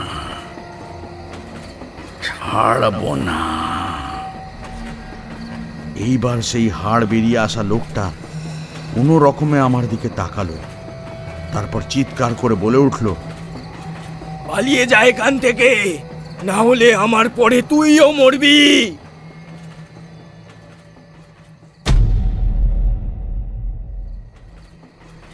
এতক্ষণ ধরে আমি লোকটার কথা শুনে চলেছিলাম। এবার লোকটা জানলার দিকে তাকালো। তারপরে কি মনে হতে হঠাৎ করে তাকালো সোজা কামরার একপাশে, যেদিকে একটু আগে তাকিয়েছিল ঠিক সেই দিকে, যেখানে লোকটাকে আমি বসে থাকতে দেখেছিলাম, ঠিক সেইখানটাতে। তার চোখের দৃষ্টি অনুসরণ করে আমি এবার সেদিকে তাকালাম। লোকটা আগের মতোই চুপ করে বসে আছে। আমি বললাম, এই কি ব্যাপার বলুন তো, আপনি বারবার ওই দিকে তাকিয়ে কি দেখছেন? না কিছু না, ওই চাদর মুড়ি দেওয়া লোকটাকে কেমন যেন চেনা চেনা বলে মনে হচ্ছে। সেদিন যেন এমন একটা লোককে আমি দেখেছিলাম। কোন দিন? না না, সেটা কি করে হবে? আমারই মনে হয় কোথাও ভুল হচ্ছে। হ্যাঁ, আচ্ছা, তারপরে কি যেন বলছিলাম? ওই লোকটা আপনাকে সেখান থেকে পালাতে বলেছিল? পালিয়ে যান এখান থেকে। হঠাৎ করে লোকটার অদ্ভুত গলায় বলা কথাটা শুনে আমি অবাক হয়ে গেলাম। মাথার উপর আলোটা আবার দপদপ করতে শুরু করেছে, আর সেই আলোতে লোকটার দিকে তাকাতেই আমার গোটা শরীরটা কেমন যেন শিরশির করে উঠল। একটু আগেও সামনে যে চশমা পরা লোকটা বসেছিল, এখন সেখানে তাকিয়ে দেখতে পেলাম যেন একটা বীভৎস মূর্তি বসে আছে আমার সামনে। তার গোটা শরীরটা রক্তাক্ত, মাথার এক পাশ থেকে রক্ত বেয়ে নামছে নিচের দিকে। মুখের ভিতরে দাঁতগুলো সব যেন ভেঙে গেছে, গল গল করে রক্ত বেরোচ্ছে মুখ থেকে। এখনো সময় আছে, এখনো ঘুমিয়ে আছে।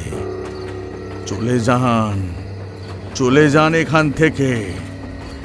আমি তার এমন রূপ দেখে অবাক হয়ে গেছি, সঙ্গে সঙ্গে ছিটকে উঠেছি নিজের সিট থেকে। কাঁদতে কাঁদতে বললাম, কি হলো, আমি এটা কি দেখছি? ঠিকই দেখছেন। সেদিন ওই লোকটাকে মারার পর ওই বীভৎস মূর্তি এগিয়ে এসেছিল আমার দিকে, আর তারপর আমার গোটা শরীরটাকে ট্রেনের মেঝে আর সিটের মধ্যে সে ভেঙে চুরে একাকার করে দিয়েছে। আমি কেঁপে উঠলাম। মনে হলো মেরুদণ্ড থেকে একটা ঠান্ডা স্রোত যেন নেমে আসছে নিচের দিকে। হঠাৎ করেই কামরার আলোটা আবার জ্বলে উঠল। দেখলাম আমার সামনে বসে রয়েছে সেই চশমা পরা লোকটা। লোকটা আমার দিকে অবাক হয়ে তাকিয়ে বলছে, আরে কি হলো, আপনি উঠে পড়লেন কেন? সঙ্গে সঙ্গে পেছনে তাকালাম। পেছনের শেষের দিকে সিটের কাছে চাদর মুড়ি দিয়ে বসে থাকা সেই লোকটা আর নেই। মনে মনে ভাবলাম, কি হচ্ছে আমার সাথে? এই মাত্র একটা লোককে আমার সামনে দেখতে পেয়েছিলাম। পিছনের সিটের কাছে চাদর মুড়ি দিয়ে বসে থাকা লোকটাকে আমি 2 থেকে 3 বার দেখেছি। তাহলে সবই কি আমার মনের ভুল? সামনের লোকটা এর মধ্যে আবার বলছে, আমার গল্প শুনে ভয় পেয়েছেন নাকি? গল্প আর একটু বাকি আছে। তারপরে সেই লোকটা আপনার দিকে এগিয়ে এলো, আর তারপর আপনাকে ধরে ট্রেনের মেঝে আর সিটের মাঝখানে আছাড় মারতে মারতে। আশ্চর্য, মানে আপনি এ কথা জানলেন কি করে?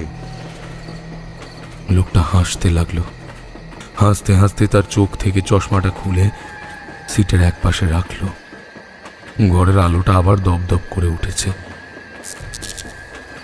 ঠিক তখনই আমি বুঝতে পারলাম, ওই আলোটা যেই দপদপ করে উঠেছে, কিছু একটা আবার হবে। সঙ্গে সঙ্গে আমি সরে এলাম ট্রেনের একদম জানালার কাছে, আর তখনই দেখতে পেলাম দরজাটার উল্টো দিকে আমার সোজাসুজি দাঁড়িয়ে রয়েছে সেই চাদর মুড়ি দিয়ে থাকা লোকটা। ট্রেনের কামরার মধ্যে একটা গমগমে হাসি শোনা যাচ্ছে। ট্রেন তখন গোপালনগর ঢুকতে শুরু করেছে। আমি তৈরি হয়ে রইলাম। ট্রেন গোপালনগরে ঢুকলেই আমি ঝাঁপিয়ে পড়বো প্ল্যাটফর্মে, তারপর যা হবে দেখা যাবে। কিন্তু তার আগে দেখতে পেলাম আমার সামনে দাঁড়িয়ে থাকা কালো চাদর মুড়ি দেওয়া লোকটা আস্তে আস্তে তার চাদর সরাতে শুরু করেছে। কিন্তু ওটা কি? তার সম্পূর্ণ চাদরটা মুখের কাছ থেকে সরে গেছে, কিন্তু চাদর সরিয়ে ফেলার পরও তার মাথা কিংবা শরীর, বুক, হাত, কোনো কিছু যেন আমি দেখতে পাচ্ছি না। কোনো অদ্ভুত মন্ত্র বলে চাদরের ভেতরে সমস্ত কিছু যেন অদৃশ্য হয়ে গেছে। এক মুহূর্তের মধ্যে একটা দমকা হাওয়া এসে আমার গায়ে লাগলো। কামরার ভেতরে ততক্ষণে আবার আলো জ্বলে উঠেছে। কিন্তু ভয়ে ভয়ে আমি সামনের দিকে এগিয়ে গিয়ে আমার সামনে বসে থাকা সেই চশমা পরা লোকটার দিকে তাকালাম। এ কি, লোকটা কোথায় গেল? একটু আগে তো সেই লোকটাকে আমি এইখানে দেখতে পেয়েছিলাম। তাহলে গোটা কামরায় আলো ছড়িয়ে রয়েছে, কোথাও কাউকে দেখতে পাচ্ছি না।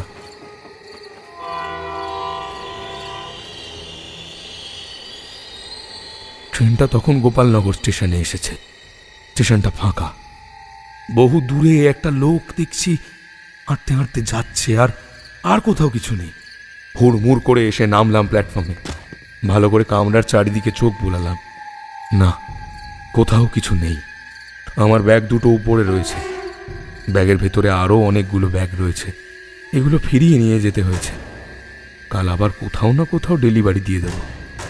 একবার মনে হলো ব্যাগ চলে যাক, আমি এই স্টেশনে রাতটা কাটিয়ে দিই, সকালের ট্রেনে ফিরে যাব। কিন্তু টাকার মোহ যে অনেক বড় মোহ।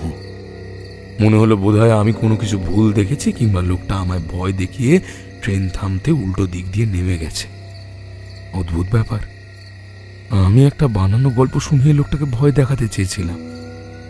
লোকটা নিজের গল্প শুনিয়ে আমায় ভয় দেখিয়ে দিল। তাড়াতাড়ি উঠে এলাম। দুটো ব্যাগ নামিয়ে এনে দরজার এক পাশে দাঁড়ালাম। ঠান্ডা হাওয়া এসে গায়ে লাগতেই ভয়টা কেমন যেন কমে গেল। বেশ খানিকটা এসেছে ট্রেনটা। এমন সময় বাইরের দিকে তাকাতেই চমকে উঠলাম। নিচ থেকে চলন্ত ট্রেনের পাদানির কাছটা কেউ যেন দু হাতে ধরে রয়েছে। তারপর আস্তে আস্তে তার হাতটা উপরের দিকে উঠে আসতে লাগলো। আমি অবাক হয়ে নিচের দিকে তাকাতেই বাইরে চাঁদের অল্প আলোতে দেখতে পেলাম বীভৎস একটা মুখ। আর তার দুটো চোখ যেন কালো মার্বেলের গুলির মতো। তার মুখের ভেতরটাও কালো অন্ধকার, আর সেই মুখের ভেতর থেকে লম্বা লম্বা একটা জিভ আস্তে আস্তে বাইরে বেরিয়ে আসছে। ভয়ে আতঙ্কে আমি ছিটকে গেলাম খানিকটা পিছনের দিকে। ঠিক তখনই আস্তে আস্তে ট্রেনের মেঝে বরাবর বীভৎস মূর্তিটা উঠে এলো উপরের দিকে। তারপর দরজার মাঝের রডটা ধরে আস্তে আস্তে উঠে দাঁড়ালো। অদ্ভুত গলায় বলল, বলেছিলাম না আমি আসবো। তখনই আমার পিছনের দিকে দরজার কাছ থেকে চেনা গলায় কেউ বলে উঠল, কিন্তু ও বোধহয় এখনো আমায় চিনতে পারেনি। আমি মাথাটা পেছনের দিকে ঘোরাতেই দেখতে পেলাম আমার মাথার কাছে এসে দাঁড়িয়েছে সেই চশমা পরা লোকটা। তার মাথায় লম্বা লম্বা চুল, চোখের দৃষ্টি উজ্জ্বল। লোকটা আমার মাথার কাছে মুখটা নামিয়ে এনে বলল, মনে হয় এখনো আমায় চিনতে পারেননি, তাই না? মনে পড়ছে মাঝদিয়া স্টেশনের রাতের কথা? মনে পড়ছে ট্রেনে উঠে আমার পকেট মেরেছিলেন? না, একটু ভুল হলো। শুধু আমার পকেট মারেননি, ওই যে সামনের দিকে তাকিয়ে দেখুন। আমি কোনো রকমে মাথাটা সামনের দিকে তুলতেই দেখতে পেলাম সেই বীভৎস মূর্তিটা আমার পায়ের কাছে এসে দাঁড়িয়েছে। চিৎকার করতে গেলাম, কিন্তু বুঝতে পারলাম গলা থেকে শব্দ বেরিয়ে আসছে না। একটা প্রচন্ড চাপ যেন গলার কাছে আমার সব কথাগুলোকে চেপে ধরে রেখেছে। ততক্ষণে পায়ের কাছে এসে দাঁড়ানো সেই বীভৎস মূর্তি বদলে গেছে। গায়ে সাধারণ একটা পাঞ্জাবি, চোখের দৃষ্টি ভাষা ফর্সা চেহারা। মনে হলো আমি কোথায় যেন দেখেছি। ঠিক তখনই মনে পড়ল, আরে এই চশমা পরা লোকটাকে তো আমি আগে কোথাও একটা যেন দেখেছি।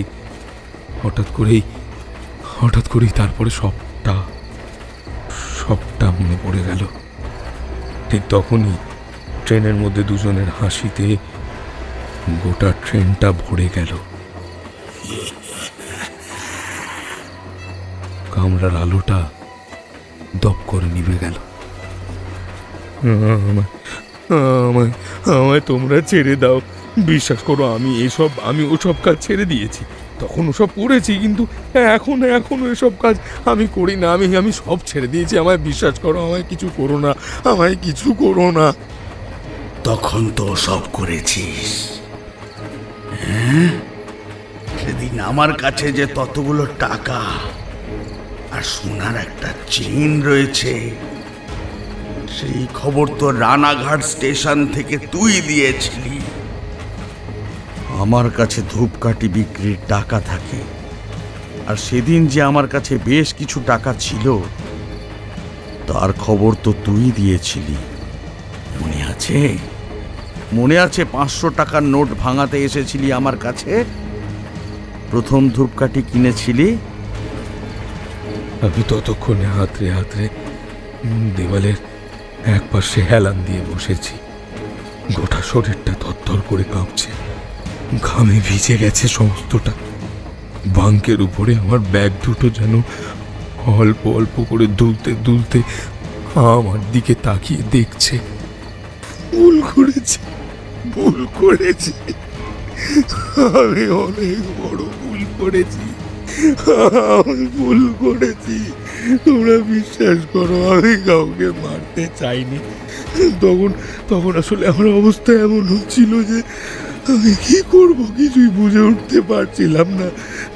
তাই আমি অমন একটা কাজ বেছে নিয়েছিলাম। আমি ইচ্ছা করে কিছু করিনি, আমার তোমরা বিশ্বাস করো।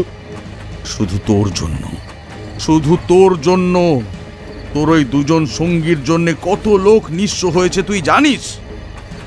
কত লোক কত কিছু হারিয়েছে।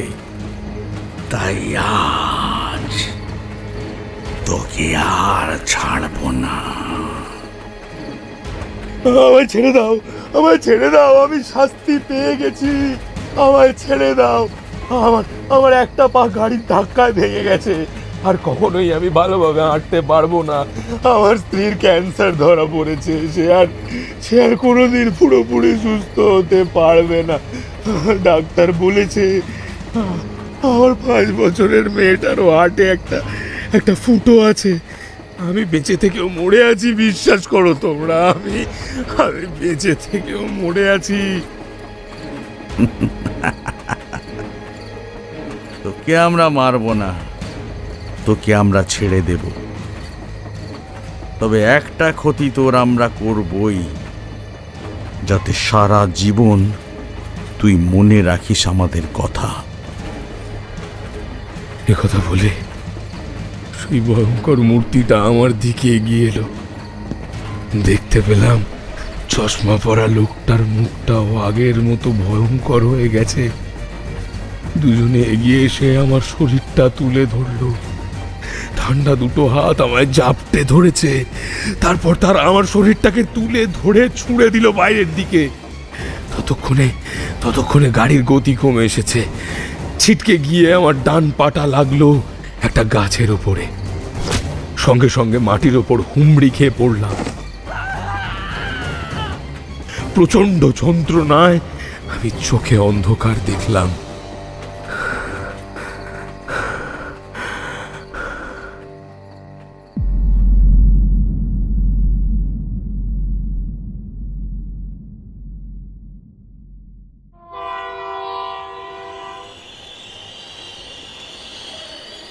ট্রেন এসে থামতে আমি দরজার কাছে গিয়ে দাঁড়ালাম। হুড়মুড় করে কতগুলো লোক উঠে পড়ল প্রথমে, তারপর আমি ক্রাচের উপর ভর দিয়ে আস্তে আস্তে উঠলাম ট্রেনে। লোকগুলো আমায় দেখে কিন্তু কেউই আমার সাহায্য করল না। এখান থেকে যেতে হবে রানাঘাট পর্যন্ত।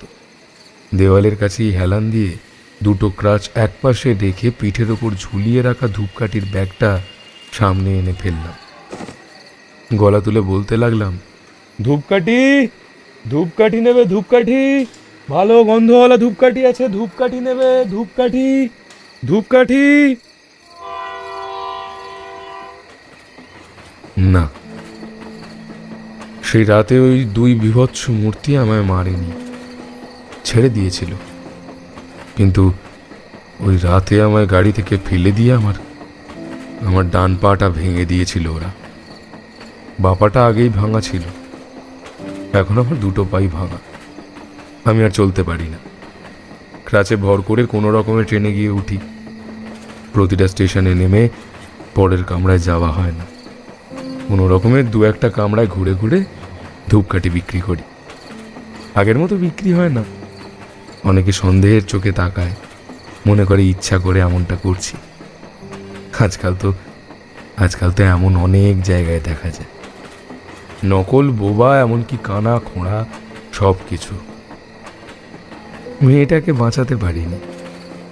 মাত্র 1 মাস আগে আমার মেয়েটা মারা গেছে। বউয়ের ক্যান্সার আরো বেড়েছে, 2 দিনের মধ্যেই কিছু একটা হয়ে যাবে। সেই রাতের ঘটনার পরে কেটে গেছে প্রায় 6 মাস। তবে সেই রাতে ওরা আমায় না মেরে কেন যে ছেড়ে দিয়ে গেছে সেটা এখন বুঝতে পারছি। আত্মহত্যা করতে চাইলে করতে পারি, কিন্তু আমি মরে গেলে বউটা যে কদিন বেঁচে থাকার সেটাও থাকতে পারবে না। এখন আমি মাঝে মাঝে ওই রাতের 11টা-12 ট্রেনে ফিরি। সেদিন শেষ কামরার কাছে এসে কাজটা সামনের দিকে তুলতেই একটা চশমা পড়া লোক আমার দিকে হাতটা বাড়িয়ে দেয়। কামরার আলোটা ঠিক তখনই দপদপ করে ওঠে। ট্রেনে উঠে বললাম, ধন্যবাদ দাদা, বুঝতেই পারছেন খোড়া মানুষ। কথাটা বলতে গিয়ে তার মুখের দিকে তাকাতে বুকের ভেতরটা কেমন যেন বরফ হয়ে যায়। সেই একই রকম চশমা, উজ্জ্বল 2টো চোখ, মাথায় লম্বা চুল। সে আমায় দেখে প্রশ্ন করে,